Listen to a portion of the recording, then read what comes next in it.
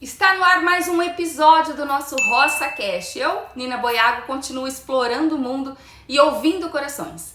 Hoje temos uma convidada muito especial que vai nos inspirar com a sua trajetória incrível e o seu amor pela educação.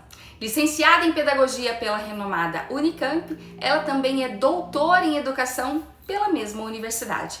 Com uma carreira dedicada à transformação por meio do ensino, ela já atuou como professora alfabetizadora na rede municipal de Vinhedo e atualmente trabalha como professora de educação especial na Fundação Municipal para a Educação Comunitária, a FUMEC, focada no primeiro segmento da educação de jovens e adultos em Campinas.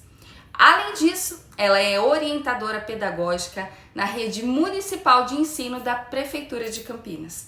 E não para por aí, viu? Há 25 anos ela dedica parte do seu tempo ao Ministério Infantil da Igreja do Nazareno Central aqui em Campinas, mas também em outras igrejas, impactando a vida de crianças e adolescentes.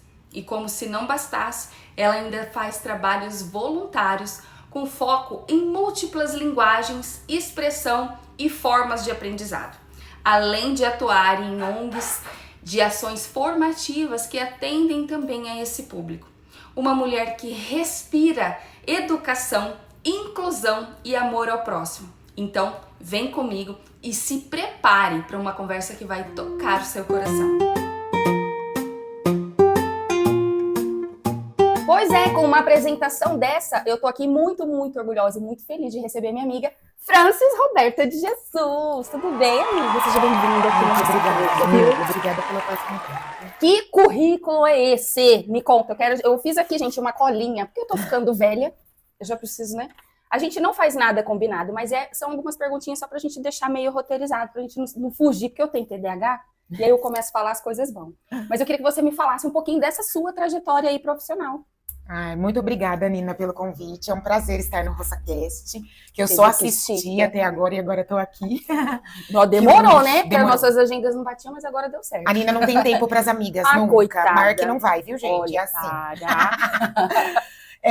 A minha trajetória, assim, eu não sabia, né, que eu tinha habilidade para trabalhar na área da educação. Quando eu era criança, eu queria ser pediatra. Esse foi meu primeiro sonho. Tá vendo uma coisa com criança já desde criança. Verdade. Eu gosto de crianças desde criança. Então. E eu achava que eu ia ser pediatra.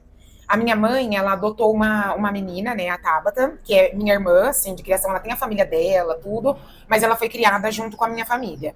E a gente fala que é a nossa irmã mais nova. Eu tenho 2 irmãos e a Tabata também. Ela veio depois de vocês, né? Isso, ela veio depois. Ela é bem mais nova, né? Ela tem acho que uns 24, 25 anos.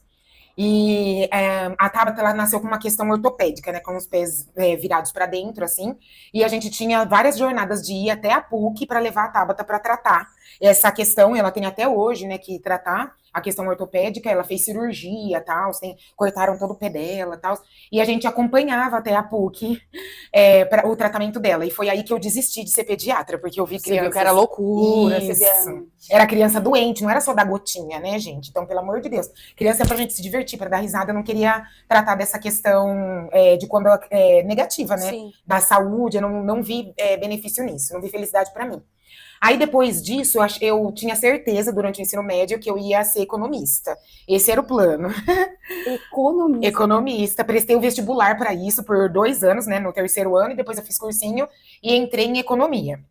Você chegou a entrar? Cheguei a entrar no vestibular em economia. Mas aí eu trabalhava no Ministério Infantil na Igreja do Nazareno Central. Eu trabalhava desde os meus 13 anos de idade. Pois é, a gente tá há 25 anos na igreja. Muito tempo. E aí, sempre no ministério? Sempre. Aliás, eu não sempre estive no Ministério Infantil. Eu também trabalhei num ministério que fazia correspondência com pessoas reclusas, né? Que estão nos presídios, privadas de liberdade. E eu trabalhei, chamava MEAME, o ministério na época, né? Ele teve várias mudanças, era a Vastir Aquino, a líder na época, e eu trabalhei uma época na correspondência. Então, tinham as ações que iam até o presídio e tinham as ações de correspondência, várias ações, e eu trabalhava nessa parte. Então, por um tempo, eu trabalhei nessas correspondências, eu tenho até uma caixa com as cartas guardadas. Sério? A gente falava do plano da salvação para as pessoas, explicava sobre Jesus. Vocês redigiam as cartas? Isso, manuscritas, a gente escrevia. Assim. Hoje é um luxo, né? Quando a gente recebe, gente, carta escrita à mão, né? As crianças nem sabem o que é isso, né? Mal sabem o que é o e-mail. Imagina uma carta, né? Pois é. Então eu trabalhava nessa correspondência, que eu era menor, né? Então não podia ir lá presencialmente. Aí eu trabalhei acho que uns 4 5 anos nessa função, e eu também trabalhei no Ministério Infantil desde os 13. Eu comecei na equipe de terça-feira, e depois quando eu prestei o vestibular, entrei para o técnico, na verdade, eu estudei no Bento Quirino, no Bentão, e aí quando eu entrei no técnico não dava para eu trabalhar às terças, porque era muito puxado, eu estudava o dia todo. Era integral, né? Isso, aí eu troquei para domingo à noite. Meu sonho era trabalhar domingo de manhã, que era a equipe master da igreja, mas não tinha vaga. E aí eu entrei na equipe de domingo à noite, onde eu fiquei por muito tempo, assim, desde os meus 16 anos até o meio da pandemia, eu estava exclusivamente nessa equipe de domingo à noite. E foi na igreja que eu comecei a amar a questão educacional. Ensinar para crianças, eu tinha uma sala de crianças de 6 e 7 anos, que eu era professora responsável, e aí essa questão de estudar, de fazer o planejamento, de lidar com as crianças, as reações que elas têm, as coisas que elas falam. Muito bom. É muito maravilhoso. Eu sou apaixonada pela infância, pelas adolescências também. Eu também amo os alunos da EJA, dos jovens e adultos. Eu chamo todo mundo de criança. Da criança de 6 anos até a aluna mais velha, que tem 83. 83 anos, que eu tive na EJA. Eu chamo tudo de criança. E aí, a minha trajetória vem daí, então. Na igreja, eu fui tendo a experiência de ensino. E aí, quando eu prestei o vestibular, eu mudei a rota e fui para a área da educação. Então, eu estudei pedagogia, estudei depois, fiz, né, o mestrado. Do mestrado, eu tive a oportunidade de ir para o doutorado também. E estudo até hoje a questão da educação. E acabei trabalhando como professora alfabetizadora na Rede Municipal de Vinhedo por quase 9 anos. E também trabalhei aqui na Rede Municipal de Campinas, na FUMEC, que é a Fundação para a Educação Comunitária, que é a educação de jovens e adultos. Ai, você postando as fotos. Ai, é tão fofo, gente. Eles são lindos. E a coisa mais maravilhosa que eu já experimentei como professora é ver alguém aprender a ler e escrever. É demais, né? Não tem nada melhor. Fazer conta, para mim, aprender química, aprender a resolver problemas. Não é igual a uma pessoa aprender a escrever o próprio nome, Isso. né? Parece que é uma realização tão Isso, e eles têm vários sonhos. Aprender a ler e escrever, realizar muitos sonhos, como tirar habilitação. Eles têm esse sonho. Ler a Bíblia é o sonho de um monte de alunos, assim. Eles sonham ler a Bíblia e assinar o próprio nome. Quando tem qualquer coisa social, assim, eles falam, olha, consegui assinar meu nome. Ai, é tão bonitinho. Não tem preço. Então, minha trajetória vem daí. Eu sou apaixonada, assim, pela aprendizagem. E os momentos mais emocionantes da minha vida, eu me lembro de uma história de uma criança que era lá de Vinhedo, né? Que eu achava que a última coisa que eu fosse fazer profissionalmente era alfabetizar alguém. Eu falava assim, tem que saber demais. Eu saí da faculdade, eu falei, eu tenho certeza, a última coisa que eu vou fazer é isso. Mas aí foi a primeira coisa que eu fui fazer. Sem experiência os planos nenhuma. Não são seus, né, querida? Não são meus. A minha vida é de milagre em milagre, né? Que a gente precisa acreditar. Eu não tenho como ter uma história, uma narrativa, sem Deus cuidando da minha vida. E a minha história como professora é Deus o tempo inteiro. Como, por exemplo, assumir um concurso público sem magistério e sem faculdade. Eu trabalhei numa rede de ensino sem ter formação, né? E eu tive essa oportunidade de ir aprendendo na prática, e a experiência que eu tinha era na igreja, né? Então lá foi sua escola, né? Foi. Então foi sua primeira escola. Foi minha escola. E tive muitas professoras e professores. Eu tive o pastor Léo Bernardino, que é uma referência incrível, o pastor Flávio Barbosa, o Chiquinho. Nos abandonou. Abandonou. Tá lá na Flórida. O próprio Chiquinho foi um baita de um professor que, quando eu estava nos juniores, com 11 anos de idade, ele foi meu professor. E a minha primeira professora na igreja, incrível, master, pop, badalada, incrível, estrelada, que é a Crisinha. A Crisinha, encontrei com ela ontem. Então, ela tá no acampamento agora, né? Então, assim, foram meus grandes professores, a Roseli Barradas, a Márcia Silva, a Márcia Damasceno, são referências para mim antes de eu fazer a universidade. Então, essa trajetória toda tem a ver com... Não tem como, né? Com inspirações como essas daí. Não, eles são sensacionais. São pessoas muito estudadas, que inclusive foram professores na rede pública, na rede privada, e que também estavam lá na igreja, trabalhando com crianças e adolescentes. E eu aprendi sendo aluna deles e depois trabalhando ao lado deles. Tem gente que me encontra e fala assim, nossa, você é amiga da Fran. Ai, meu sonho é passar uma hora com ela. Eu falo, você não sabe de nada. Mentira. Mentira, gente. As pessoas me encontram e falam assim, e Nina Boiago? Em vez de querer saber como eu tô, querer saber como a Nina tá.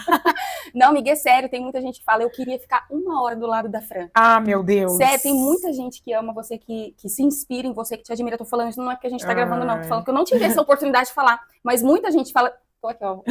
Vou ficar emocionada. Eu já tô emocionada. Mas é verdade, muita gente fala da sua inteligência, do seu cuidado, do seu amor. Agora eu falo, sabe do quê? Essa mulher, ela é incansável. Quem treina com ela sabe o que eu tô falando.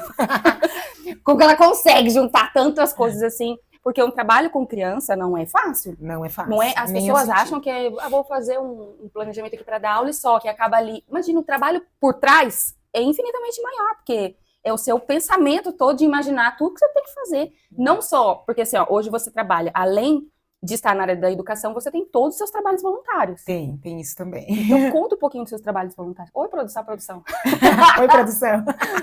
Fala pra gente um pouquinho dos trabalhos voluntários. Então, eu trabalho, assim, no Ministério Infantil, né? Eu tô agora num momento de transição, indo pra equipe de terça-feira, não te contei. Não! Então, indo pra... esse é um dos trabalhos. E a gente também faz atividades voluntárias. Por exemplo, no ano passado, ao final do ano, a gente foi ao Jardim Fernanda fazer uma ação de uma tarde com as crianças, com brinquedos, entregando doces, pipoca. É uma tarde lúdica, Sim. né? Com contação de histórias. Então, eu participo de uma equipe que faz esse tipo de trabalho. Esse é dentro da igreja, né? Isso, dentro da igreja. Dentro da igreja também faço o trabalho dentro do Ministério Infantil. Então, a escrita de currículos, já pediram também para estruturar a EBF, né? A Escola Bíblica de Férias. E, atualmente, nesse ano, a gente está com formações para as igrejas. Uma coisa bem legal, que eu acho, que os ministérios infantis, eles estão sentindo falta desse movimento de formação. É exatamente o que você falou. Parece fácil, é só juntar as crianças e brincar e pronto, a gente já resolveu. Até abrindo um parênteses que você falou do currículo, eu já estive também trabalhando por um tempinho no Ministério Infantil, hoje o João que dá essa continuidade, você falou do currículo. Isso. As pessoas acham, quem não conhece, acha assim, vamos deixar meu filho lá com as crianças brincando. Gente, não é brincadeira, não. É um culto mesmo, é toda uma formação. E quando ela fala currículo, gente, ela não tá falando que vai acontecer no domingo. Ela tá falando de um período todo de programação, de tudo que vai ser abordado. E isso inclui até decoração, de tudo. Conta pra gente como que é o currículo, porque as pessoas não conhecem. Acho que eu vou deixar o filho ali brincando enquanto a gente tá no culto. E não, eles estão lá para aprender. Isso. Então tem o momento dos louvores, tem o momento da oferta, tem o momento da palavra. Que para os menorzinhos, assim, é feito de uma forma mais lúdica, né, amiga? Isso. Então, às vezes, em forma de contação de história, de teatro, então é sempre mais lúdico. E a cabeça para montar isso tudo, de onde vem essas inspirações? Eu acredito que a formação que a gente tem e a experiência fora da igreja, elas acabam ajudando a gente dentro, né? Então, do mesmo jeito que nas escolas seculares, por exemplo, da prefeitura, né, que é onde eu trabalho, no começo do ano a gente tem que fazer um projeto pedagógico, planejar o ano inteiro, é lógico que as coisas, o ser humano sempre transgride qualquer coisa que a gente planeje, né? Então, a gente vai replanejar e avaliar o tempo inteiro ao longo do ano. Mas na igreja também tem esse planejamento. Então, a gente para num período, geralmente são nos primeiros 3 meses iniciais, para planejar mesmo, falar o que a gente vai fazer ali, pelo menos no primeiro semestre, depois para de novo e faz de novo, mas a gente já tem uma estrutura de planejamento. Aí a gente sempre faz oração, né? Sim. Pede para Deus um tema, e Deus sempre mostra pra gente, através das próprias crianças, qual que é o assunto que a gente precisa tratar com as crianças. Por exemplo, a gente tem um paralelo, um currículo que chamava Divinamente, que faz o paralelo com o Divertidamente. A gente vai na Bíblia e aborda de modo bíblico essas questões. A gente teve um que foi sensacional também, que era o Família Show, que falava assim, era um show de auditório, e tinha uma apresentadora louca que não gostava de criança, por sinal, ela não gostava, a criança abria a boca, ela, para de falar, pelo amor de Deus. Você tá lá, Cláudia, aquela coisa. Isso! E eles amavam essa apresentadora que só dava esporro nas crianças, que era de brincadeira, né? E eles eram a plateia, eles iam pra igreja, eles eram a plateia desse programa, e tinha uma cena de família que era debatida com as crianças, e todo o currículo, né, era tratado nisso. Então, uma criança chega, a gente pensa, quando ela chega na igreja, como ela vai ser recebida, o que a gente faz ali nos momentos iniciais. A Nina já participou, gente, já ministrou louvor, já colocou saia de tutu, já dançou, já gravou tudo na pandemia, é um espetáculo. Pô, verdade, gravei. Então, a gente pensa a cada momento que a criança vai estar ali. Então, tem uma equipe... equipe de super-heróis. Isso! Nossa, de heróis, era a Liga do Poder. Liga do Poder. Fazendo uma brincadeira com a Liga da Justiça. A gente pegou todos os personagens que as crianças mais gostavam, assim, de heróis, da Marvel e da DC, e foi atrás das características deles e fazia um paralelo com personagens da Bíblia. É algo bem legal, porque também faz com que a criança se interesse. Sim. A família escolhe a sua fé, né? E quando ela vai à igreja, a gente não tem como ficar brincando só. Sim. Só pra brincar, a gente vai pro shopping. É lógico. Não vai pra praça, pra um parque. Então, quando vai à igreja, a gente costuma falar, a criança tem que saber que tá indo à igreja. Se a gente vai pra praia, a gente bota o biquíni, leva o protetor solar. E pra igreja, né? A gente tem que levar a Bíblia, tem que pensar, né, que a gente tá indo pra se relacionar com Deus, com outras pessoas, para a questão da comunhão. Então, o Ministério Infantil é um trabalho voluntário, a gente ministra em acampamento, agora tá rolando, né, acampamento. Então, os trabalhos voluntários são nesse sentido. E outra questão também que eu faço voluntariamente são as formações. Por exemplo, a Prefeitura lançou no ano passado um movimento que o governo federal também lançou, que é a Política Nacional para a Educação Antirracista, né, para as comunidades quilombolas também, que a gente chama de PNERC, né? E aí os municípios estão aderindo e Campinas é um polo que precisa articular essa política dentro da gestão nacional mesmo, federal.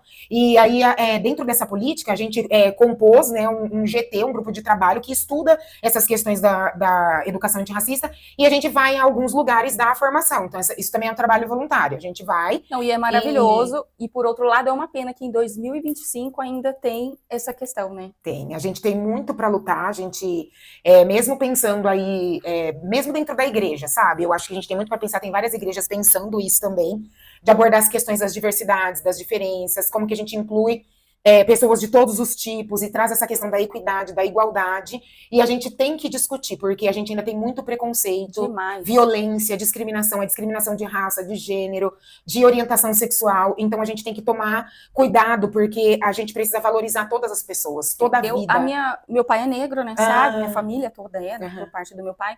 Eu saí com essa cor de papelão por conta da minha mãe. Então eu não tenho como dizer que eu sofri coisas nesse sentido. Mas você teve algum episódio assim? Eu tive muitos episódios ao longo da vida, né? A começar de criança com os apelidos, porque a gente tem uma frase famosa na educação que falam assim: a educação reproduz a sociedade. E atualmente eu tenho falado em vários lugares que eu vou, né, fazer esse trabalho de formação, dizendo que a educação, ela produz a sociedade. Então o racismo, ele é produzido dentro da escola também. Então, a gente tem uma categoria de racismo que é racismo escolar, por exemplo. Você nunca ouviu falar de racismo escolar? Racismo escolar. A gente tem racismo recreativo, institucional, tem vários tipos de racismo, né? E eu tive a experiência de vários. Eu tive racismo relacionado a gênero, aliás, voltando, quando eu era criança, né, que colocam apelidos, que as crianças dão risada da feição. Eu tenho, né, aqui uma protuberância, né, nessa região, né, aqui da arcada dentária, que são questões genéticas, né, são originárias da minha ancestralidade. Isso diz a minha história, né, o nariz largo, tudo. Então aí vem, né, os apelidos, as brincadeiras, as imitações, colocar essa brincadeira, como a gente vê agora, essa luta no esporte, de chamar de macaco, então jogar banana, então é isso, pleno século XXI, pleno 2025, a gente discutindo essas coisas, a questão do Vini Júnior, do Luigi, então são questões muito atuais, e que eles estão colocando no ventilador e na mídia, mas que acontece com todas as pessoas pequenas, é isso, e aí eu passei por isso na escola, eu passei... Você acha que isso te causou algum trauma? Eu acho que vários. Um deles é não identificar essa questão, ter uma autoestima muito baixa. Faz pouco tempo que eu consigo me autoafirmar. Sério? Inclusive de dizer, eu sou uma mulher preta. Faz pouco tempo, isso tem coisa de uns 8, 9 anos. Caramba! E o meu letramento racial começou quando eu entrei na Prefeitura Municipal de Campinas. Porque tem uma lenda aí, que tem discordâncias entre os historiadores, que foi o último município a abolir o processo de escravização. Sério? E o município quando os escravizados eram ameaçados de serem enviados para a punição, que era a punição mais violenta que existia no Brasil para as pessoas escravizadas, né? Então, eu tenho várias questões, essa questão de a beleza, de poder se autoafirmar, de anunciar, falar, não, é isso, eu tô aqui, essa é a minha formação, essa é a minha trajetória. Contar minha história faz pouco tempo que eu conto. Que eu sou originária, que eu já morei na favela, que eu já passei fome. Então o racismo trouxe tudo isso pra minha história, né? Eu sou filha de uma mulher preta que morou, ela não teve família, ela foi retirada pelo estado da família por violência, né? A minha mãe sofria violência dos pais, então ela foi retirada ela fala, tinha carrocinha de criança, e os pais dela brigando, se batendo em casa, ela foi pra rua, e levaram ela, tiraram da cidade, da família, e ela recebeu a maioridade com 14 anos de idade, ela tinha 14, disseram que ela tinha 18, inclusive na documentação dela e tudo, e foi trabalhar em casa de família, né? E ela ela engravidou, morou na rua. Então a minha família tem toda essa história toda essa Um narrativa histórico, que tem a ver com a questão do racismo estrutural, né? A gente sabe que as pessoas pretas, elas não estão em todos os lugares, né? Nas cenas de poder, no judiciário, a gente não vê a maioria. Se 56% do Brasil é população preta e parda, faltando alguma coisa, né? por que não tem a maioria ali, né, nessas outras cenas? Então, a minha história, ela tem, sim, muitas marcas da questão do racismo, e agora o que eu tenho trabalhado, né, na minha formação, é lidar com essas questões. Então, essa questão... Inclusive para você mesma. Para mim mesma, por exemplo, um exemplo muito simples que eu dou quando eu vou falar da formação, por exemplo, a questão de maquiar. Faz pouco tempo que eu consigo me maquiar, né? Eu passei aqui, uma base, uma sombrinha, um gloss também. Isso não existia para mim, né? Eu fui passar o protetor solar, por exemplo, eu passava, ficava com aquela cara de fantasma. Faz pouco tempo que eu tenho uma maquiagem da cor, do tom da minha pele, né? Até então, isso, né? Até a própria indústria, né, tem essa... Até isso, eu não usava maquiagem, que ou eu ficava parecendo um fantasma, né, que parecia que eu tava fantasiada de palhaço, ou então não use maquiagem, você não é um ser que não tem direito a isso, entendeu? Então essa questão estética da identidade, eu precisei tem uma obra muito famosa que chama Tornar-se Negro, porque a gente vai assumindo ao longo do tempo essa identidade, ela não existia em mim, eu queria parecer com você, queria parecer com a Xuxa, queria parecer com a Angélica, eu não tive na minha infância referências de pessoas que parecessem comigo, tem até algumas pessoas que colocaram, né, quando a Bombom, né, foi Paquita, porque passou a ser alguém, né, com o cabelo crespo, sim, né, da cor, ela ainda tem, né, ela é muito diferenciada, assim, né, na questão de beleza, mas, assim, faz pouco tempo que eu vejo pessoas que parecem comigo ao longo dos espaços, né, que eu vejo em outdoor, em propaganda de maquiagem, na televisão, na novela. E a gente teve tantos esportistas, né, assim, que são referências, mas não deram a visibilidade que um branco teve, por exemplo. Exatamente. Até mesmo na música, né, a gente vê histórias como a da Elza Soares, né, que é foi uma gênia incrível e que ela sempre nessa posição de marginalidade, né. Aí quando a gente vê uma pessoa, né, por exemplo, agora a gente teve um sambista que ganhou um Grammy, ele é reconhecido quando ele canta a música de uma pessoa branca, quando ele cantava dele, não era valorizado. Então a gente tem essa questão dessas lutas, agora elas estão em evidência, e assim, a gente tá muito atrás nessa luta, porque são mais de 500 anos, né, que a gente... a luta é diária, né? É diária. O que não deveria ser, né? Como você falou, são mais de 50% da população, assim, então... Gente, uma coisa tão óbvia, tão... A luta é diária. As pessoas, às vezes, por exemplo, conversa no WhatsApp, né? Às vezes tá querendo contratar para algum serviço e tal. Na hora que chega e fala, nossa, é você, porque não imaginava. Uma pessoa preta ter esse currículo, por exemplo, entendeu? Como se fosse inalcançável, né? Não, isso. Mas você tem alguma coisa ali diferente. Quando eu assumi o cargo de orientadora pedagógica, eu trabalhei, né? E eu trabalho até hoje como orientadora pedagógica. Eu tive uma chefia que checava todas as coisas que eu fazia. Pediu até para eu enviar pauta de reuniões de dentro da escola e me mandou ir até uma escola com uma orientadora pedagógica que inclusive era branca, para eu aprender a fazer a função, porque ela achou que eu era muito jovem, porque eu assumi essa função de 27 para 28 anos, né? E ela achou, você é muito jovem para estar ocupando esse espaço. Mas aí o jovem foi uma desculpa, talvez, né? Não é talvez, né? Eu tenho uma amiga que é uma referência também para mim, a Caroline Felipe Jango, que é diretora do Instituto Federal de Hortolândia. Ela foi dar uma formação na escola, a meu convite, né? Ela também é uma parceiraça, faz uma série de trabalhos voluntários em prol da luta mesmo, antirracista. E quando ela viu o que estava rolando, ela falou, abre teu olho, isso daí é racismo. Ela que me falou, porque eu não tinha letramento para entender o que estava acontecendo. Ela foi perguntar minha formação para o meu chefe, se eu tinha formação. Imagina, ir numa escola pública e desempenhar um cargo e perguntar se eu tenho formação para isso. Que ser humano, né? Tá passando na rua e falar, eu vou entrar numa escola e vou decidir ser orientador pedagógico. Do nada. Então são essas as cenas. E tem cenas do cotidiano também.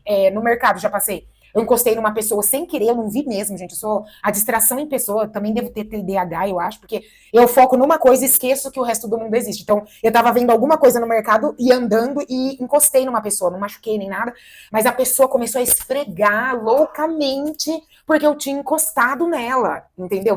Eu acho que ela achou que ela ia ficar preta também, ou ela ficou contaminada, suja. Aconteceu na fila do teatro também uma vez, uma pessoa deu um escândalo, eu precisei chamar um guarda municipal para fazer uma intervenção, porque ela gritou comigo, porque eu tinha encostado nela, que eu era preta, que ela estava suja. Ela começou a se esfregar, ela entrou no banheiro, ela foi se lavar. Então, esse é um Brasil de agora. Absurdo. Esse é um Brasil de agora. Eu também tive muita questão com a comunidade também. Eu já tive gente que eu estava atendendo na comunidade, pais de alunos, avós, familiares. Uma vez uma pessoa me falou, preto quando não caga na entrada, caga na saída, porque tinha dado um problema lá no sistema, ele estava tentando fazer matrícula e ele me falou isso. Que estava errado porque eu era incompetente. E eu sou incompetente por quê? Porque eu sou preta. Eu tive um pai de um aluno que se negava a falar comigo também porque eu sou mulher. Então são várias camadas que a gente chama de interseccionalidade, né? Que não é ser só preta, é ser preta, ser mulher, né? Então são várias questões que a gente vai cruzando sobre essa questão do racismo, né? Meu Deus. Então são essas dificuldades. E só assim, eu tô falando demais, né? Mas só para contar minha filha. Uma referência super positiva, assim. Eu fiquei extasiada porque eu tinha o sonho de ir para a África, né? Assim, só um parênteses. Quando elas viajam, eu viajo junto, porque elas vão postando, elas lembram de mim. Quando não lembram, eu lembro elas de lembrar de mim. Isso. Fala, escuta, cadê minhas fotos? Cadê? Isso foi mesmo. Pra África recente agora. Isso, eu fui em janeiro e foi um baita de um sonho. A ideia era ir, a Lu, né, Viagem com Classe, é nossa amiga. Sim. E ela que arrumou essa viagem, ela tem os paranauês todos pra gente, pobre cidadão mortal, professora do Brasil, né, do interior, né, pra conseguir viajar, fazer essas viagens incríveis. E ela tinha conseguido uma viagem pra África do Sul. Aí eu queria assim, falei, meu Deus, né? Eu quero ir pra África do Sul, mas não é bem ali. Não é bem essa África que eu tava querendo, né? Eu não queria fazer o rolê do colonizador, né? Porque é muito eurocentrada, né? Porque quer queira ou não, né? Os Sim. holandeses, os ingleses, a estrutura, o que tá na fotografia, né? Por sinal que não é bem aquilo só, mas o que tá na fotografia vem de uma Europa na Sim. África pra gente, né? Pro turista. Mas aí a gente tinha uma parada em Angola. Desculpa, em Angola, tinha uma parada em Angola, e eu falei, nossa, a gente precisava ficar lá. Elas ficaram super bravas, né, porque várias coisas não são luxuosas, né, porque é um país com muitas desigualdades, assim Sim. como o Brasil, mas assim, eles têm menos de 50 anos de independência, a gente tem muito mais, né, gente, então não dá para competir com o desenvolvimento do país nessas questões, eles eram colônia até pouco tempo, né, mas parecia que eu tava num mundo invertido. Sério. Porque era todo mundo preto, entendeu? O outdoor, toda a propaganda do filtro solar era gente preta. Do celular, gente preta. Nos outdoors, gente correndo na rua. As pessoas que atendiam, a gente via aqueles homens de terno, aquelas mulheres chiques no centro. Eles não eram seguranças. Eles eram empresários, entendeu? É a cena que eu não tô querendo comparar o Brasil com Angola, porque cada um tem sua história, sua identidade, mas era uma cena diferente do que eu vejo aqui. Muito diferente. A gente tira a cena, por exemplo, a gente foi numa atividade cultural, aqui no Brasil a gente tira a foto, a maioria dos negros, a gente tem mania de falar assim, a gente entra num lugar, até o Thiago, né, meu esposo, ele pegou essa mania também de entrar num lugar, a gente faz a estatística. Onde estão os negros nesse lugar que a gente está acessando? Porque eu sou muito privilegiada, eu vou em muitos lugares que minha família não vai, e que outras pessoas negras não acessam, né? E aí a gente entra e faz a estatística. Onde os negros estão? E em Angola, eles estavam todos misturados. Em todos os lugares, né? Quando a gente vai para a África do Sul, já é diferente. Nas coisas mais populares que a gente fazia, a maioria era negra. Em coisas mais elitizadas, como um show num estádio de uma banda internacional que a gente foi lá, a cena era igual ao do Brasil. Os negros trabalhando na estrutura. Que não tem a possibilidade de estar lá como um espectador do show. Porque é caro. E por conta das desigualdades, porque o apartheid não acabou, né? Ele existe de outras formas, né? E é aqui como no Brasil, que a gente fala, não, todo mundo é igual. Não existe, quem vê coração não vê raça. É o que a gente quer que raça. Seja, né? Mas ainda não tá. Não é. Esses dias eu fui dar uma formação numa escola e eu vi um menininho, uma pessoa da escola aqui me convidou, por sinal, para dar a formação. Ela falou, vem ver aqui uma menina que é igualzinha a você, a sua cara. A gente fala que é sua filha. Aí ela foi lá me mostrar a criança, eu dei um oi e tal. Aí tinha um outro menininho que me mostrou a língua e mostrou o dedo do meio e começou a me xingar, né? Aí ele me xingou de vários palavrões. Uma criança, sei lá, de 3 anos. Como criança assim, minúscula. Gente? Me xingou um monte. E eu tava lá dando oi, falando com as crianças. E eu falei assim, ai, como você é lindo, você é maravilhoso. Queria te dar um abraço. Ela começou. Ele falou assim, eu não sou lindo, eu sou preto. Eu sou preto e eu sou pobre. Ele era preto também. Uma criança minúscula, eu digo, ela deve ter 3, 4 anos. Meu Deus. E olha a construção que tem no imaginário dessa criança. Ele falou isso pra mim, em questão de segundos. Eu sou preto e eu sou pobre. Como eu vou ser bonito? Então, é isso. É uma criança do século XXI, entendeu? Então, Você conseguiu chegar perto dele depois? Não consegui, ele tava indo embora. Aí depois eu parti na formação dessa cena pra falar sobre a formação. Porque às vezes a gente fala assim, a gente já faz o suficiente, a gente trata todo mundo como igual. Não, a gente não é igual, né? A gente não é igual. Quando a gente parte de lugares sociais, econômicos diferentes, a gente não é igual. A gente não é. Não é, a gente não foi tratado igual a vida toda, né? O nosso desejo é trabalhar para que a gente tenha equidade e justiça social, mas a gente não é igual, não. Já tô com vontade de ir lá nessa escola. Ver Vamos, a escola é linda, a equipe é linda, estão fazendo um trabalho incrível com os cabelos das crianças, com tranças, com histórias, né, afrocentradas, estão fazendo um planejamento incrível, vamos lá. Tem que fazer mesmo. Tem que fazer. E já tem que começar desde cedo, né? Tem que começar desde o dia zero, igual eu falo, eu tive uma amiga recentemente que o marido dela é preto, ela é loira, né? E ela falei assim, você tem noção que você pode ter uma filha preta, né? Fenotipicamente, né? Sim. Mas fora do Brasil, ela é preta, porque o pai dela é preto. Não tem isso, né? No Brasil, a gente tem isso, de olhar pra aparência. Em outros lugares, como nos Estados Unidos, seu pai é preto, você é preta. E outra coisa, é latino também, né? Latino, tem mais essa. Tem mais essa. Aí, falei pra ela, precisa desde bebezinho ir contando essas histórias pra ela. Eu indiquei uma série de livros, porque tem que pensar em que identidade a família vai abordar pra ela crescer como o quê? Eu ia falar isso agora, e a família? Porque assim, às vezes, você tá ali, na grande maioria do tempo, com as crianças. Para um garoto de 3, 4 anos falar algo desse tipo, de repente não teria que ter algum trabalho com a família também? Falou tudo, a gente precisa fazer isso, a escola faz isso. Chamar as famílias da formação, fazer oficinas. Então o planejamento da escola, ele vai para fora, ele não fica só. Não fica só lá. Ele vai nos funcionários e tem esse trabalho com as famílias também. Então, muita gente não sabe, né, Fran? Não sabe. Na escola que eu trabalho, a gente fez um planejamento ao longo do ano, que era meio que, além das disciplinas, tarará, tinha esse projeto afrocentrado por conta de uma cena de racismo que aconteceu na escola, né? E quando a criança vai contar em casa, a gente falhou várias vezes, porque nem na escola ela achou alguém de segurança pra ela contar que ela sofreu aquilo, né? Ela precisou nem lá, como que ela vai levar pra casa? Aí ela ainda vai levar pra casa, ela passa pela violência e ainda leva pra casa, né? Aí a gente fez, e uma das ações que foram feitas, a gente chamou contador de história, fez desfile de cabelo, fez trança nas crianças.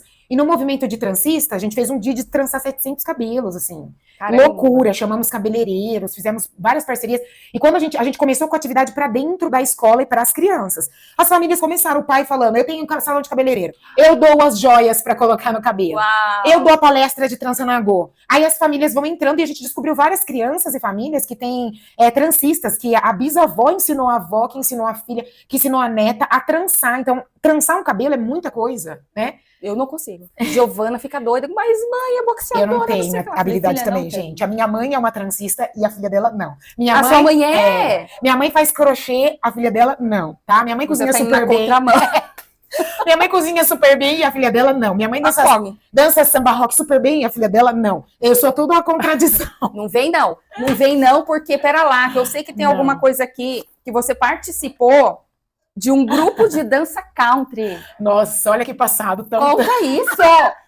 Eu participei de um grupo de dança country, menina, por 2, 3 anos, acho que foram 2 anos e meio. Tive uma amiga, quando eu era adolescente, na igreja, ela dançava country fora da igreja, e ela montou um grupo country dentro da igreja. Olha lá. Olha lá, mais gente. A produção. Ó, benção. Ó, até meu irmão tá aí. Depois eu corto. E... Caramba, dançando dançando country, gente. Além dos passos, até o chapéu, a gente foi para uma competição. Eu ia para congressos de dança para aprender a dançar. Acredito. Fui para Minas Gerais, para outros lugares. Foi sensacional. Eu lembro dos passos até hoje. Tinha Lidiane Simberg, Carol... Não, pelo amor de Deus. Não tem nem roupa pra isso. Não vim de bota, não vim de chapéu. Mas a gente amava. E eu aprendi a dançar lá. A gente dançava na igreja, dançou nos acampamentos. Muito legal. Nossa, eu amei isso daí, amei muito! Eu amo dança, qualquer dança, mas não sei dançar todas. Eu só vou lá e faço eu tenho alguns vídeos da Fran guardados. Sai fora, tira isso fora, menina. Corta a produção. Amiga, você contou um pouquinho da história. Eu ia perguntar para você quais os maiores desafios que você enfrenta na sua área hoje, na área da educação. O racismo acho que é um deles. É um deles, né? Como eu falei, essa questão antirracista. É uma luta que ela é permanente, né? Como a gente diz, é luta atrás de batalha, né? É vixe atrás de eita. Isso, e eu acho que uma delas também é a participação das famílias, como você disse. Um dos desafios para a educação é envolver as famílias e levar esse letramento, que os filhos, hoje em dia, as crianças já conseguem discutir coisas que eu não discuti nem na faculdade. Mas é porque eu acho que a informação hoje chega muito mais rápido para eles, né? Então eles são bem mais avançados. E o tipo de informação, né? Que eu não sei, na escola você ouvia falar disso? Não, de jeito nenhum. Então, um dos desafios é trazer a comunidade de fora para dentro da escola. É muito difícil isso, e para as famílias entenderem também essa questão da inclusão. Sim, muito difícil, assim, a criança com deficiência, muitas vezes a família vem reclamar, meu filho tá perdendo aula por conta da criança, né? Então a questão da inclusão é muito difícil das famílias entenderem, e a questão de que o currículo hoje em dia é diferente, ele não é o que a gente aprendeu na escola. Não, totalmente diferente. A gente tem um saudosismos e várias famílias que só vão pra escola pra reclamar. Não entra pra compor e pra entender o que tá sendo feito. Eu vou te falar, meus filhos, eles são privilegiados. Eu posso dizer que eles são privilegiados, eles estão em escolas particulares. Mas tem um caso curioso. A Gi teve alguns testes, porque assim, na escola dela tem os testes e depois as provas. E ela não foi bem nos testes. E aí a professora me mandou mensagem e tal. A gente tem um aplicativo, né, onde a gente conversa diretamente com a professora. E eu falei, nossa, professora, muito obrigada por relatar, porque dessa forma, como eu fico sabendo também, a Gi tá numa fase que ela não é tudo que ela me conta, nesse sentido, porque ela tem medo que eu vá brigar. E aí a professora me falou, olha, conte comigo o que eu puder fazer aqui, vou estudar mais com ela e tal. E a professora se sentiu, assim, surpresa de eu entrar em contato e dizer que eu quero da minha filha, porque assim, eu imagino que os pais, ao invés de estarem lá para ajudar os professores, eles estão lá para cobrar só, como se fosse uma obrigação do professor.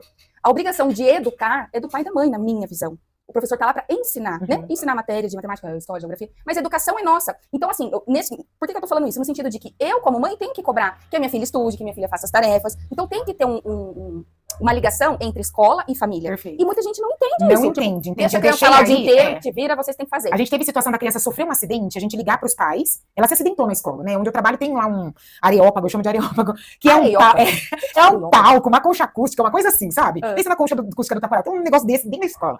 Que é uma bênção, mas também não é, né? Que é lindo que a gente faz as apresentações, as crianças sentam, é aquele negócio meio de teatro, mas gente, no dia a dia, quando não tá tendo um evento, aquilo é um perigo. E a criança pulou do palco, uma criança com uma perna minúscula, ela pulou tipo uns 4 metros pra cima. E ele caiu, se acidentou. Ele chegou na beira e caiu pra trás, machucou uma perna. A gente chamou, né? O socorro, a gente chama, e pediu pra família, né? O pai respondeu. Das 7h50 às 15h20, ele é responsabilidade sua. O quê? O pai respondeu. E isso, essa resposta foi a primeira resposta que a gente recebeu. Isso depois começou a ser reproduzido por outros pais. Como assim, gente? É seu filho, para. Cadê os pais e as mães, gente? Pra entender que a educação é nossa, o cuidado é nosso. A responsabilidade é nossa. A escola tá ali... Então, na Constituição tá escrito que a educação é uma tarefa compartilhada. Do Estado e da família. Com certeza. A gente faz a parte do Estado, né? A gente tá ali, prefeitura, ou então a escola fazendo ali a parte dela da escola, que é instrucional. Sim. Mas a gente não consegue fazer isso sem a parceria com a família. Às vezes a família não cobra, por exemplo, meu filho não sabe, sei lá, meu filho tem 9 anos, não sabe ler e escrever. Pô, vamos lá na escola aí, porque não tá sabendo o que eu posso fazer pra apoiar. Tem algum déficit de atenção, né? Alguma coisa assim. Que a demanda, mas a demanda sempre é a escola que fica, pai, leva pra avaliação, pai, leva no pediatra. Faz isso. A gente, pra você ter uma noção, olha o dado terrível. A gente teve a pandemia, né? Quando as crianças voltaram das atividades presenciais, foram, assim, quase 20 crianças que passaram a usar óculos. Em casa, as famílias nunca souberam que essas crianças não estavam enxergando bem. Elas precisaram ir pra escola e a gente lá encaminhando, porque faz encaminhamento, manda pro pediatra. O pediatra manda pro oftalmo, porque a gente não encaminha pra quem a gente quer, né? É sempre pro pediatra que a educação encaminha, pelo menos no sistema público. E essas crianças voltando com óculos. Essa criança não sabia ler e escrever porque ela precisava usar óculos. Não chegar. Tem filme desse, não tem? Tem um livro, né, do Guimarães Rosa, né? Eu não sei, mas tem um filme que ele era negro também, e ele tirava as notas baixas e tal. Por quê? Porque ele não enxergava. Até que eu não me lembro direito a história. A mãe comprou o óculos pra ele, ele acabou se tornando o melhor aluno da escola, um dos maiores médicos dos Estados Unidos, porque é uma história verídica. Eu quero saber, eu vou lembrar, não lembro, acho que é Mãos que Encantam, porque ele se tornou um cirurgião, assim, muito famoso, e ele não enxergava. Então, aí o que a gente vê? Que às vezes, lógico, na escola às vezes não enxergam as crianças, né, porque, puxa vida. Também, né? Não, mas tem que enxergar, é nossa função, a gente tem que enxergar. E o pai em casa, a mãe em casa. E o pai e a mãe também, porque a gente fica pensando, quanto tempo essa criança tava sem enxergar? Então, e ninguém viu, a gente mandava tarefa, eles faziam as tarefas com os filhos em casa na pandemia. Na hora que voltou, a gente tendo que lidar com essas questões, a gente tem que avisar a família que a criança tá com piolho, sabe? Então são algumas questões que a gente não recebe essa reciprocidade. Então a gente precisa de pais presentes, né? Isso é um pouco de culpa da nossa geração, eu acho. Pode ser, né? Não é, porque assim, eu sou uma mãe raiz, gente, sou Nutella não. Aqui eles chegam, eu quero olhar os cadernos, eu quero ver o que fez, eu quero saber o que vai cair na prova. Eu sei, primeira coisa que eu faço, se os dois estivessem aqui agora, eles iam responder pra você. Eu quero saber como foi o dia, o João Pedro é todo detalhista, né? Entrei a primeira aula foi não sei o que lá, falando sobre isso, e vai até o fim. Aí a Giovana, não, mas a Giovana também conta todos os detalhes. Porque eu acho que falta, primeiro, tempo de qualidade. Os pais hoje em dia não têm tempo pros filhos de ler uma história. Esses dias, sabe quem tava no quarto? Eu, meu marido, o João e a Gi, todo mundo estudando com ela matemática. Olha, os 4 em cima da cama. Isso não tem preço. Não tem. O João Pedro fala assim, mãe, eu falo com os meus amigos, eles não compartilham nada com os pais. Falam assim, entre eles, e o João é um adolescente, tá com 17 anos. O João me conta tudo, absolutamente tudo. A gente tá com uma série aí que tá em alta no Netflix, né, que é Adolescência, né? Ela é violentíssima. Eu tive que ir parando, eu não consegui assistir um episódio inteiro, de uma vez. Detalhe, você nem tem filhos, né? Não tenho filhos, não. Se isso te impactou, você imagina nós, enquanto pais. Desesperador, porque existe um mundo à parte dos adolescentes e das crianças, né? Mas assim, principalmente dos pais que não olham. E os pais que não olham, é isso. A gente tem, por exemplo, agora, os celulares sendo tirados das escolas, precisa de uma lei federal. Porque para os pais foi naturalizado e normalizado. E você não sabe com quem a criança... Esses dias a gente gravou, eu trabalho na EducaTV, né, também. E vai falar da EducaTV daqui a pouco. E a gente gravou esses dias uma Educação em Debate, que é um programa de debate de temas da educação que a comunidade, a Secretaria de Educação vão mandando pra gente temas e a gente vai discutindo. A gente discutiu com 2 especialistas, né, da Unicamp, a Thaís Bose e a Roberta Borges, sobre a questão das tecnologias. Uma estuda a questão da infância e a outra das adolescências. consequências. E a Thaís falou, às vezes a gente pega, elas têm filhos, tal, né? Elas falam, a melhor coisa do mundo é dar um celular pra criança. Ela fica ali quieta e não te dá trabalho por horas. Mas ela falou assim, você tem que acompanhar o que eles estão assistindo, porque às vezes no meio de um desenho, colocam uma mensagem, um anúncio, o apelo pro consumismo, o apelo pra pornografia. A escola da Gi nunca teve essa liberação de celular. Você estudou a vida inteira sem celular. Até porque não existia celular na nossa época. Não tinha, gente. Mas eu também. Olha lá, gente. A gente pode gravar? Não tinha celular na nossa época. O que dá pra, assim, são 2 pontos, óbvio. O mundo mudou, evoluiu, tem a tecnologia, ok. Mas dentro da sala de aula, a gente não tem que ter celular. Da sala de aula, da escola, não tem. A gente teve um caso uma vez na escola de crianças, eles construíram, assim, no momento de saída, o professor fora da sala, chamando os alunos pra descer, eles criaram uma cena nazista, um deles se fantasiou de Hitler, subiu em cima das cadeiras, os outros fizeram a saudação, fantasiaram de Hitler, eles filmaram uma cena, eu acho que tinha 30 segundos, e botaram no Instagram. Isso deu um problemão. Também teve outra situação deles criarem um grupo no 5º ano, que não era pra estar com o celular na mão, porque tem legislação dizendo que a criança não pode ter um celular antes dos 13 anos, sem o acompanhamento e supervisão dos pais, mas todo mundo tem, né? E aí os alunos fizeram um grupo, e aí tava tendo lá, tinha um bullying, violência, discriminação no grupo. A escola nem sabia de nada, não tinha ninguém da escola, era um grupo dos alunos, com mãe, pai, até que sabiam do grupo, inclusive, eles se matando no grupo e vieram resolver a escola, tendo que resolver, fazer boletim de ocorrência. Uma situação... Daí que eu falo, a ausência da figura do pai e da mãe. E uma das mães, a mãe do administrador do grupo, a gente determinou que tinha que excluir o grupo. A mãe fez um barraco dizendo que o filho dela não ia ser punido com perder o grupo dele porque a escola queria. Eu falei. Mas por isso que eu acho que o erro tá um pouco nessa nossa geração enquanto pais. Porque as crianças não sabem, né? Claro que não. E tem uma frase bem legal que a Flávia Silveira, que é uma fotógrafa que tirou uma foto icônica do Vini Júnior sendo xingado e chamado de macaco, né, na arquibancada. Sim. Ela faz uma legenda e ela diz assim, que lá tem uma menina, né, que tá assim, assustada naquela foto, olhando pro Vini, e ele tá sentado no chão e a arquibancada lá em cima, né? E ela fala assim, essa criança vai ser mais uma desses, se ela não tiver uma boa educação. Afinal de contas, quando a gente é criança, a gente copia o que as pessoas que estão ao nosso redor nos ensinam. É isso. Tem muita gente equivocada. Os valores das famílias mudaram muito. Tem criança, por exemplo, a gente já soube de criança que levou um objeto pra casa, que não era dela, e a gente sabia, tudo, os colegas contaram, a gente entrou em contato com a família, pediu a devolução. A família respondeu pra gente, achado não é roubado. Eu falei, não! As pessoas perdem as coisas. As pessoas perdem as coisas e a gente devolve. Quem dirá? Gente, eu perco tudo o tempo inteiro. Esses dias eu perdi um tênis, eu comprei o tênis, usei. Você perde mesmo, perco tudo. Em viagem, então, nem se fala. Já perdi roupa, já perdi carregador. Eu só perdi roda de mala, já perdi tênis. E, gente, imagina, achado não é roubado? O que ia ser da minha vida? Se tudo meu que fosse achado, fosse levado. A Giovana chega aqui com um lápis aí de frufru. Giovana, de quem é? Porque eu não comprei, não, mas fulano me deu. Pois eu vou atrás. Ótimo. Eu vou atrás da mão, aí a mãe me fala, não, realmente, eu comprei, minha filha pediu pra comprar pra Gigi, então foi olha os valores que achado não é roubado. A família não quer devolver porque a criança achou. Então pode achar a mochila do teu filho, achar as coisas do teu filho, as crianças podem achar e não devolver. Eu esses dias no aeroporto, achei uma bolsa, eu entrei na cabine pra usar, eu achei uma bolsa. Eu falei pra senhora, olha, eu podia falar achado não é roubado, tentar achar dinheiro, né? Você achou, né? Quem sabe minha próxima viagem não estaria financiada, né? Mas, gente, pelo amor de Deus, imagina o desespero de perder uma bolsa. Eu não quero ter perdido uma bolsa, entendeu? Então é isso, as pessoas não se colocam no lugar das outras, não tem solidariedade. São valores básicos e éticos e morais. A gente não tá falando que tem que ser cristão, a gente não tá falando, independente da religião que professa. É questão de cidadania e de respeito, né? De humanidade. As pessoas não têm. Então, acho que o maior desafio da minha profissão, no momento, é a gente trazer as famílias. Com as crianças, são vários desafios. Cada criança é a gente tem que estudar pra lidar com as crianças. Não tá dado. Tudo o que eu estudei é muito pouco pra conseguir lidar, porque sempre vai ter um ser humano que você não vai saber o que fazer. Não, tem que lógico, estudar, tem que pedir ajuda. Né? Se viesse com manual de instrução, então seria ótimo. A gente não teria problema com pessoas, né? E assim, e se a gente não começar na infância, né, nos pequenininhos, a gente vai perder os adolescentes. Vai, e os adultos. Principalmente. E os adultos. Os adolescentes hoje eu vejo o quão carente eles estão. Sozinhos, graças a eles Deus, são carentes, sozinhos. Eu não tenho que reclamar do meu, graças a Deus. Mas ele fala assim, mãe, hoje eu me senti cheio do Espírito Santo. Eu falei, por quê, filho? Porque eu fui chamado, porque eu tive que fazer, eu que tive que...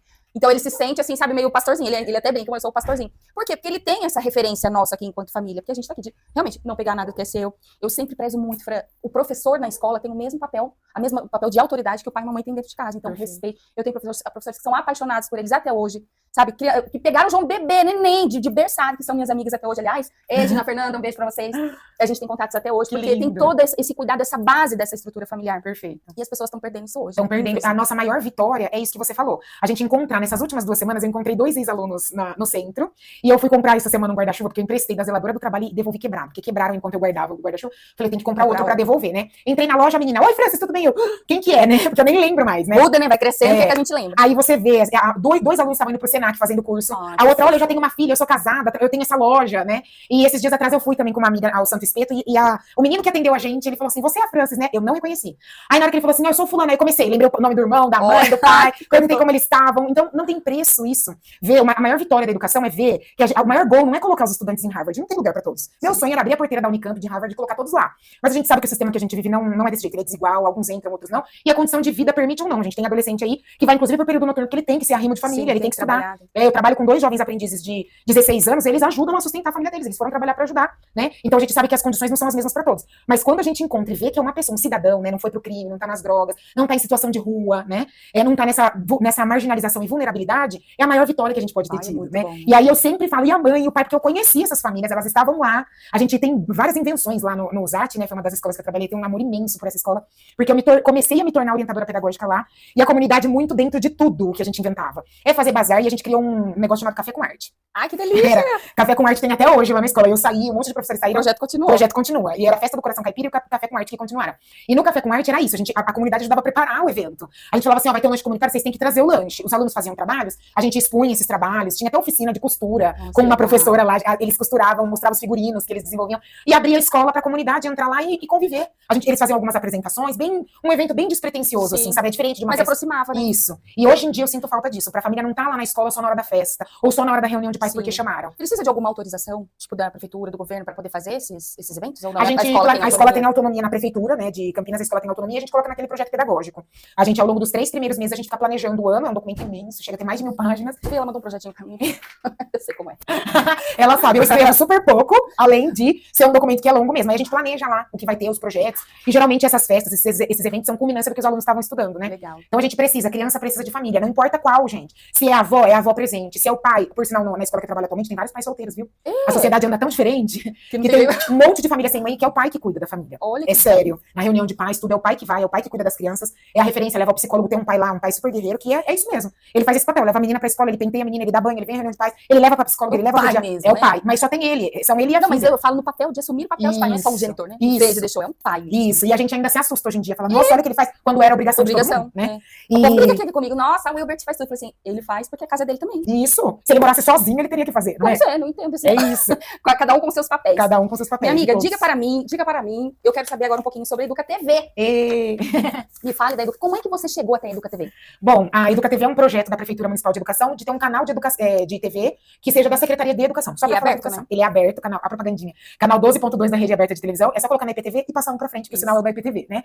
A Educa TV, ela criou um processo seletivo, ela foi criada há 2 anos, E recente. Ela só tem 2 anos, gente. No dia 15 de novembro, aniversário da TV. E aí, ela começou a precisar de pessoas para gravar, e aí, como ela é um projeto educativo, nada melhor do que as pessoas das escolas e da Secretaria de Educação também fazerem parte e serem os rostinhos que aparecem lá, né? E me convidaram para fazer parte da comissão que ia selecionar essas pessoas. Teve um processo seletivo, e aí a gente ia selecionar as pessoas que se inscreveram para atuar como apresentador, roteirista e tinha mais uma. E como curador da TV, né? Que precisa, as parcerias que faz, tem que assistir os programas e gerar um parecer para ver se são educativos, se não fere a carta de princípios das diretrizes municipais curriculares, dos currículos e das legislações que tem na cidade. Aí eu fui e fiz esse trabalho. Trabalhei lá por 2 dias, e aí, quando terminaram esses trabalhos, o diretor da TV me convidou para compor a equipe, para criar um núcleo curricular, que faz programas que tem a ver com o currículo da cidade. Entre eles estão.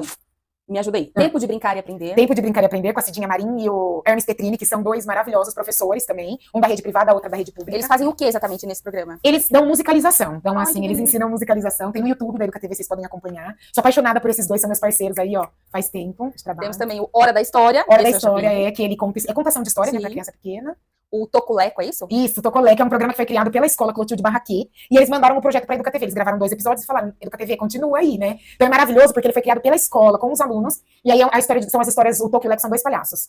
E um deles é um caipira do interior, muito bravo, ranzinza, e o outro é um perdidão, assim, que nunca sabe nada de nada, e eles são 2 palhaços. Também eles trazem temas transversais do currículo que a gente tem que trabalhar na escola. Legal. Tem o Vamos Brincar. Isso, Vamos Brincar é um programa. Esse é o mais novo, não? É mais novo, é esse, né? Ele é um programete, ele não dura nem 5 minutos, porque ele é pra bebês, e a gente tem a professora Luciane Farias, que conta mini continhos, assim, pra bebês mesmo. E esse é um dos programas que ele é bem querido, viu? A população já dentro deles tem podcast também? Tem o Vamos Conversar, que a gente tem na Educa TV, que é a Lilian de Souza, né? Nossa amiga também, a Lili, que é a jornalista que faz as entrevistas.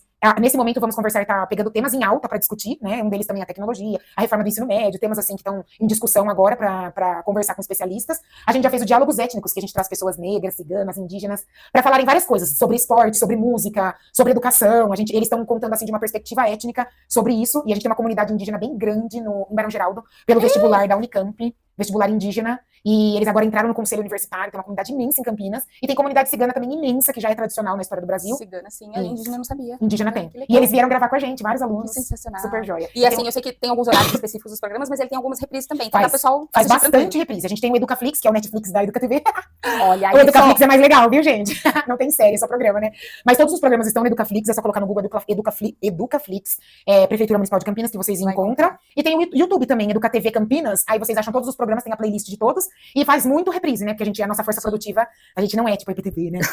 Ainda. Mas a gente produz vários programas, deve ter acho que uns 20 agora que a gente tá. A TV toda. A TV toda tá produzindo, mas, gente, é muito difícil produzir conteúdo pra 24 horas, né? Imagina. Mas reprisa bastante, dá pra assistir também. Tem um bem legal que chama Mãos que Brincam. Já vi. Já viram? Ensina a fazer coisas Fica só assim a mãozinha, a câmera assim. Isso, é bem legal isso também. E aí fica o convite pra vocês verem, assim, eu tô aprendendo muito, assim, um pouquinho sobre cinema, apesar de ser televisão, a gente tem a teoria de cinema também pra estudar. Produção executiva, tô aprendendo também, questão de imagem, iluminação, eu tô aprendendo demais, roteirização. Então, o que me move ali a estar na EducaTV é esse movimento de aprendizagem, de fazer uma coisa que eu nunca fiz antes. E é nova, né, assim, pra você. Me fale sobre... Tem um projeto aqui seu sobre a produção de uma lenda de Campinas, já tô curiosa. Ah, que legal, Me conte sobre isso. Essa semana eu entrei nesse projeto que vai fazer um curta, tem que ter até 15 minutos, sobre a lenda do Boi Falou, que é a lenda lá de Barão Geraldo. Mas a gente vai contar a história do ponto de vista do escravizado Toninho, né? Então tem uma lenda tradicional lá em Barão Geraldo, que era pra trabalhar na Sexta-feira Santa, né? Que é o Barão Geraldo de Resende, que era o dono de todas aquelas terras lá, até de tudo, né? Barão Geraldo todo. E aí tem essa lenda de que ele mandou os escravizados trabalharem na Sexta-feira Santa, e quando eles foram trabalhar, mandar o boi, né?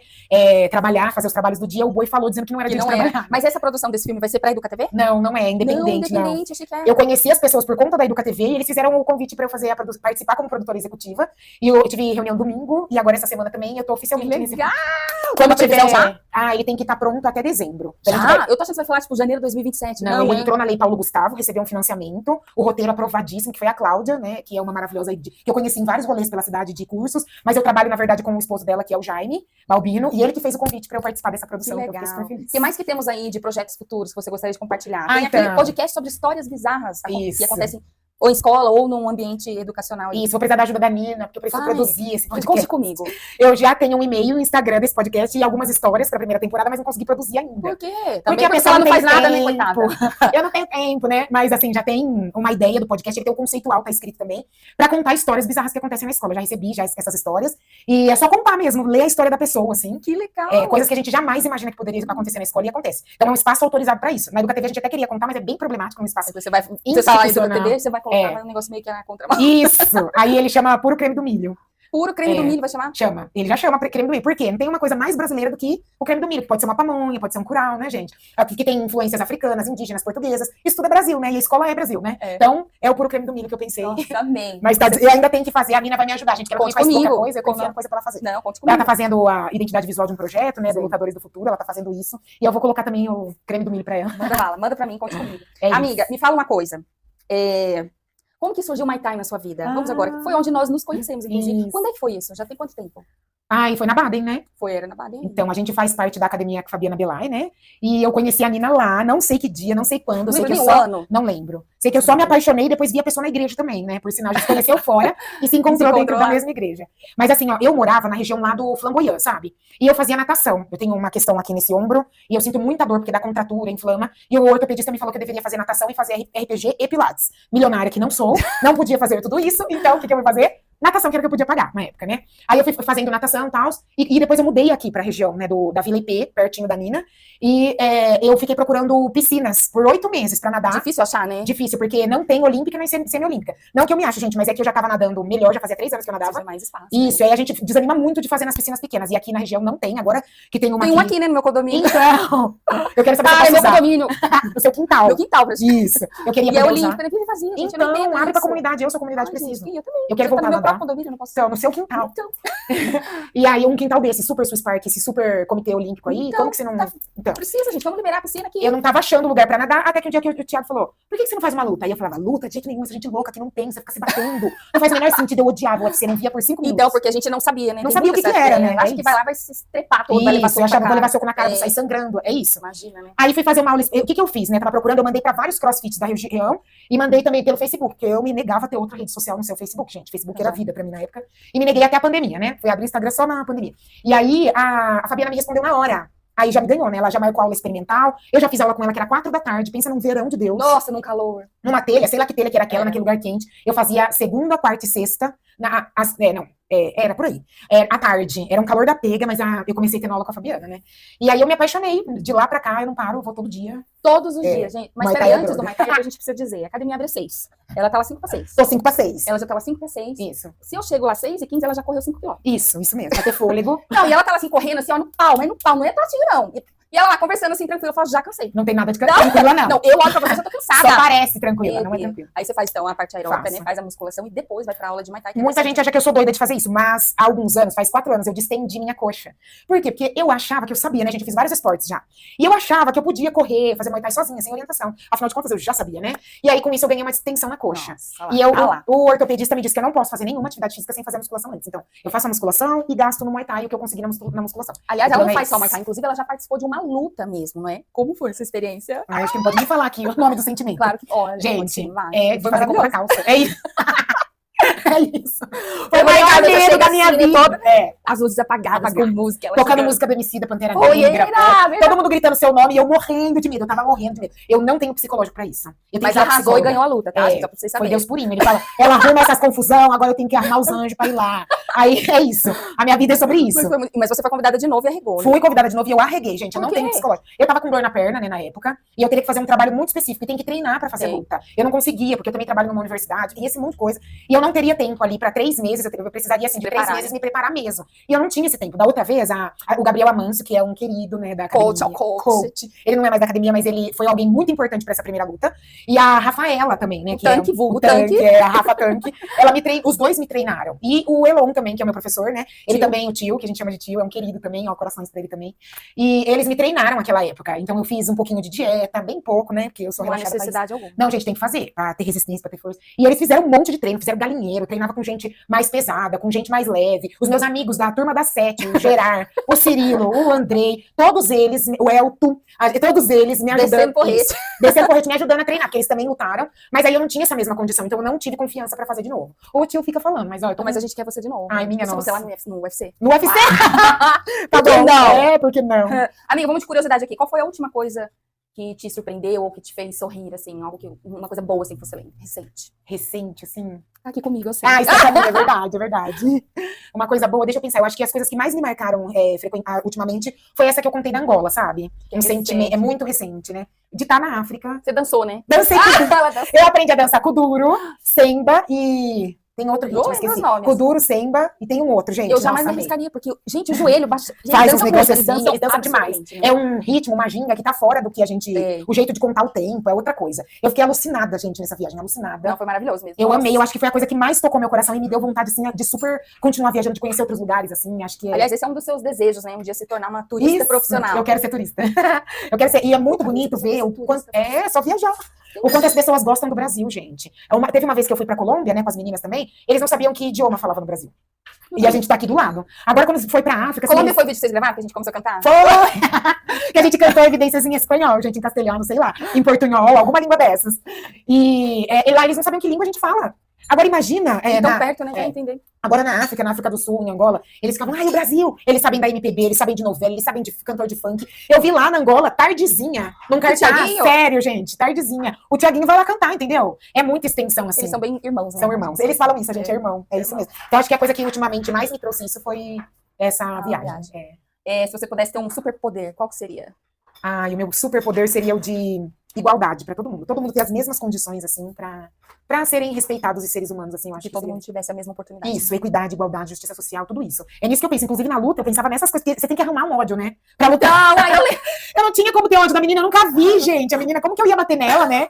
ela veio dar o soco, não vem. Não, vem aqui, me abraça, né? Tipo isso, não. E o meu ódio, eu pensava nessas coisas. Eu pensava na fome, eu pensava no racismo, na injustiça, nas pessoas trans maltratadas. Eu pensava nisso, na criminalidade, nas drogas, eu pensava nessas Porque coisas. não tinha nada contra a moça, Não coitada. tinha, gente. Você tem que arrumar um ódio. Ela devia ter me provocado, me xingado, né? Mas nem isso Nem tinha. isso. Inclusive, ela era da igreja também, Muita né? coisa, Da assim. mesma igreja, pelo amor de Deus. Ainda tinha esse peso, pô, você vai bater na coleguinha da igreja. Oh, meu Deus do céu. Fala O sério, meu superpoder gente. é esse. Queria que todo mundo tivesse condição de ter uma vida que nem a nossa. Não precisava ser milionário. Lógico, tipo, não como se os dinheiro sheiks, fosse, né? né? Queria ser sheika, né? Imagina Pensou? que chique. só no ouro, né? Toda trabalhada na esmeralda, mas não, só de todo mundo ter uma vida que nem a nossa, não precisa muito mais, não. Eu acho que isso é suficiente. Seria muito. Isso ser pra todo mundo, que toda criança tivesse direito de infância.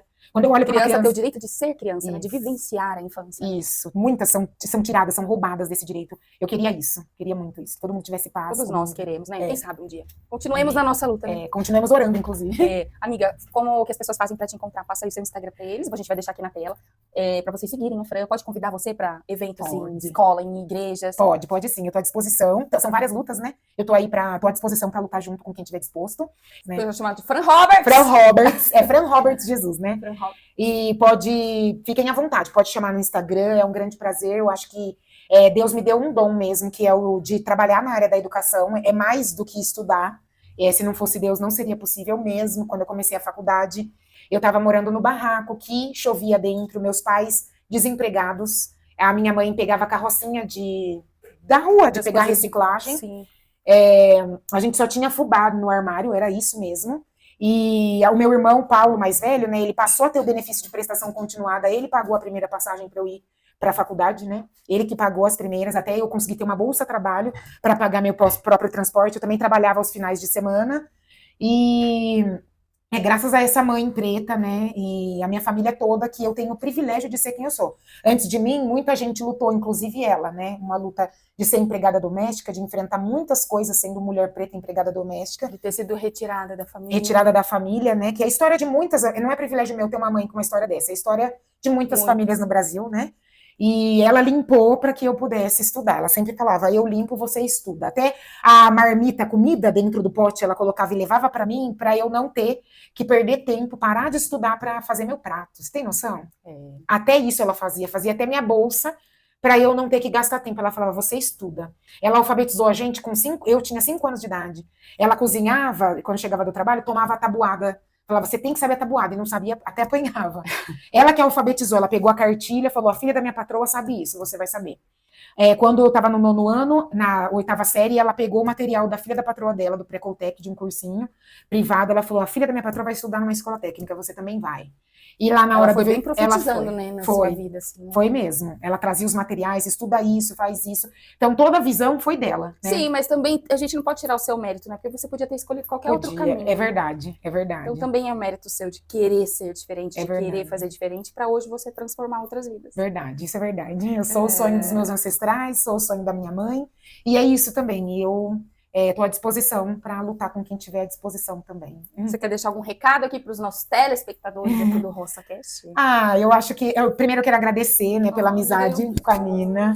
É uma maravilhosa, a gente não se vê sempre, mas qualquer momento que eu grito, que fala e eu xingo ela todinha, tô bronca. Queria ver mais, estar mais perto de você. Eu vou voltar. Isso, voltar pro Muay Thai também, pra musculação.